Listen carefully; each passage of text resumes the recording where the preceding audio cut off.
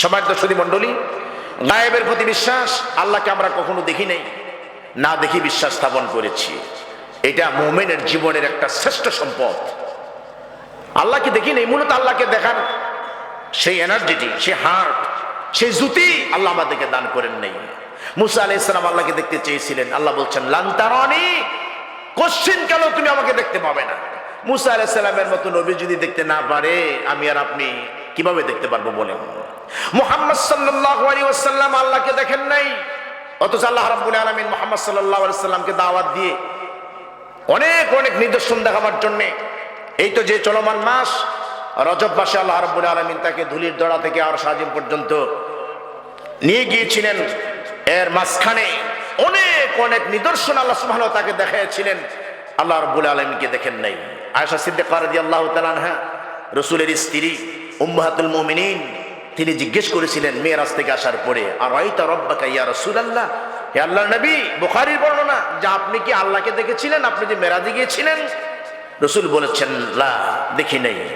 রাআইতু জিবরাইল, আমি জিবরাইলকে দেখেছি পথিমধ্যে।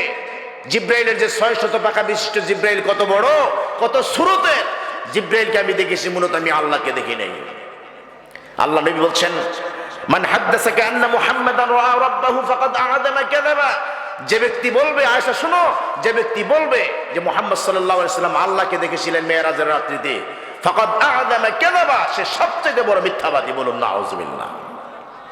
অথচ আমাদের দেশের এক শ্রেণীর মানুষ কিন্তু বলে যে আল্লাহ সুবহানাহু ওয়া তাআলাকে নিজের চোখে দেখেছেন, আল্লাহর সঙ্গে কথাবার্তা বলেছেন। আল্লাহ পাক বলেছেন ফাআউহা ইলা আবদিহি মা আওহা, তার বান্দাকে তিনি যা ওহী করার তা তিনি ওহী করেছেন।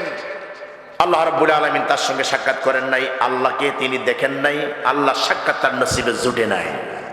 আয়াত প্রমাণ করছে। সম্মানিত সুধী মণ্ডলী, আয়েশা সিদ্দিকা রাদিয়াল্লাহু তাআলা আনহাকে যেভাবে বলেছিলেন, আমাদের কনফিডেন্স ঠিক তেমনই রাখতে হবে। মুহাম্মদ সাল্লাল্লাহু আলাইহি সাল্লাম মূলত আল্লাহকে দেখেন নাই, জিবরাইলকে দেখেছিলেন, তিনি বলেছিলেন, অতটুকুনির মধ্যে আমরা যথেষ্ট থাকব।